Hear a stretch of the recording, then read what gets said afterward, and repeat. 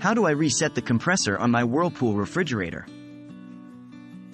Hello and welcome. Today we're going to learn how to reset the compressor on your Whirlpool refrigerator.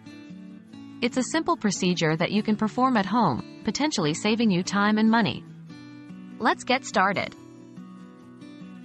What is a refrigerator compressor and why might it need resetting?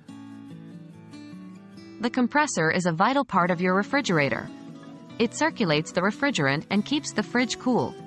Occasionally, it may get overloaded or encounter issues, which may necessitate a reset. Checking the symptoms. Before resetting, ensure that your fridge indeed needs a compressor reset. Signs may include: your refrigerator is not cooling properly, the compressor is unusually hot, there is a clicking sound coming from the back of your fridge.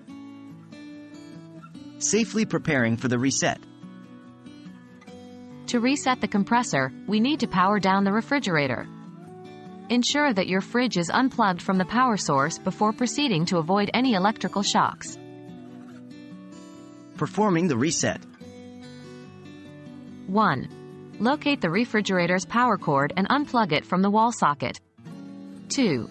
Wait for around 15 minutes. This allows any residual electrical charge in the compressor to dissipate. 3. After the waiting period, plug the refrigerator back into the socket. This should reset the compressor. After the reset. Once you've performed the reset, listen for the compressor. It should start working again and the refrigerator should begin cooling. If the problem persists, your compressor might need more serious attention and you may need to contact a professional technician. And that's it. You've now learned how to reset the compressor on your Whirlpool refrigerator. We hope this guide was helpful and that you'll be able to keep your refrigerator in top-notch condition. Remember, always take precautions when dealing with electrical appliances. Thanks for watching and we'll see you next time.